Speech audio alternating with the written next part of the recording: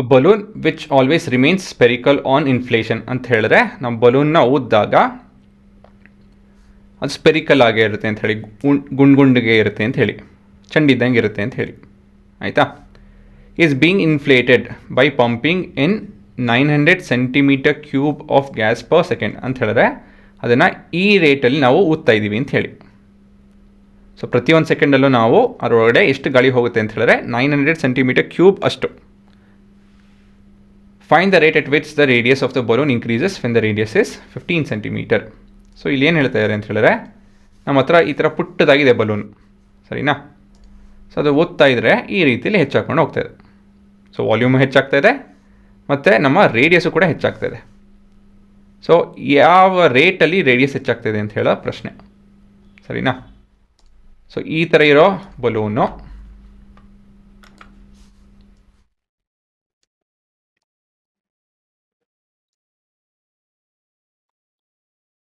ಈ ರೀತಿಯಲ್ಲಿ ಇಷ್ಟು ದೊಡ್ಡ ಬೇಡ, ಸಾಕಿಷ್ಟು, 1 ಸೆಕೆಂಡಲ್ಲಿ ಇಷ್ಟು ದೊಡ್ಡದಾಗಿದೆ.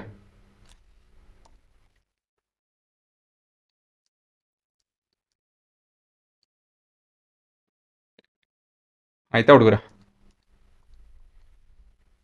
ಸೊ ಇದು ಅಕಸ್ಮಾತಿಗೆ 1000 ಸೆಂಟಿಮೀಟರ್ ಕ್ಯೂಬ್ ಇದ್ದು ಇದು 1900 ಸೆಂಟಿಮೀಟರ್ ಕ್ಯೂಬ್ ಆಗುತ್ತೆ ಬರೀ 1 ಸೆಕೆಂಡಲ್ಲೇ, ಆಯಿತಾ.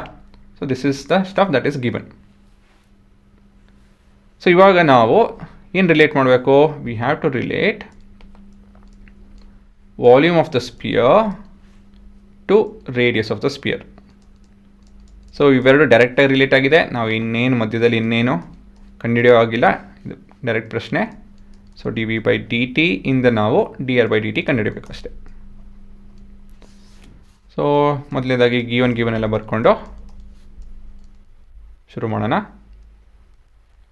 ಸೊ ಇಲ್ಲೇನು ಕೊಟ್ಟಿದ್ದಾರೆ?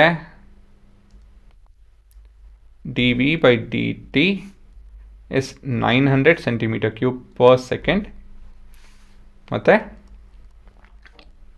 D R by D T R is equal 15 centimetre ಏನು ಅಂತ ಹೇಳಿ ಕೇಳ್ತಾ ಇದ್ದಾರೆ.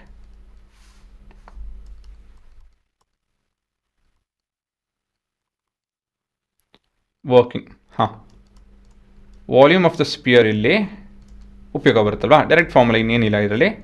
ಏನು ವಾಲ್ಯೂಮ್ ಆಫ್ ದ ಸ್ಪಿಯರ್ ಹೇಳಿ? 4 ಬರುತ್ತೆ, ಬೈ 3 ಬರುತ್ತೆ, ಮತ್ತು ಪೈ ಬರುತ್ತೆ, ಆರ್ ಬರುತ್ತೆ, ಸರಿ ಇದೆಯಾ? ಕ್ಯೂಬ್ ಬರಬೇಕು, 3 ಡೈಮೆನ್ಷನ್. ಸೊ ಡೈಮೆನ್ಷನಲ್ಲಿ it has to be cubed. ಇವಾಗ ನಿಮ್ಗೆ ಡೈಮೆನ್ಷನ್ ಅನಾಲಿಸಿಸ್ ಅರ್ಥ ಆಗುತ್ತಲ್ವಾ?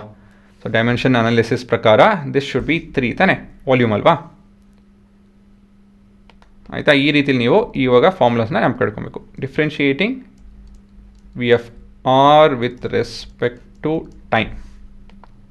ಸೊ ಇದು D V by D T will be equal to 4/3 into pi into 3 into R square into D R by D T. ಈ ರೀತಿಯಲ್ಲಿ ನಮ್ಮ equation ಬರುತ್ತೆ. This is as per chain rule, ಸರಿನಾ. ಇವಾಗ substitute ಮಾಡಿದಾಗ ಏನು ಬರ್ತಿದ್ದೋ? D V by D T ಇದು 900, ಇದು 4/3, ಇಲ್ಲಿ ಆ್ಯಕ್ಚುಲಿ 3 ಕಟ್ ಮಾಡ್ಕೊಬೋದು, ಇಂಟು ಪೈ ಇಂಟು ಇಲ್ಲಿ 15 ಅಲ್ವಾ ಇದು, ಮತ್ತಿದು D R by D T ಅಷ್ಟೇ. ಸಿಂಪಲ್ ಕ್ಯಾಲ್ಕುಲೇಷನ್ ಇದು. ಇವಾಗ 15 ಇದು 60 ಆಗುತ್ತೆ, 15 ಮತ್ತಿದು 4 4 4, ಕೊನೆಯದಾಗಿ D R by D T is equal to 1/π centimetre per second. Unit ಬರೀಲೇಬೇಕು,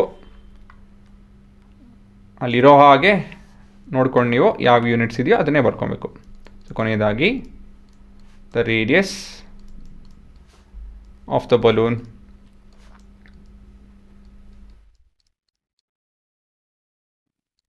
is increasing at a rate of 1/π centimeter per second. So ಇದೇ ನಿಮ್ಮ ಉತ್ತರ.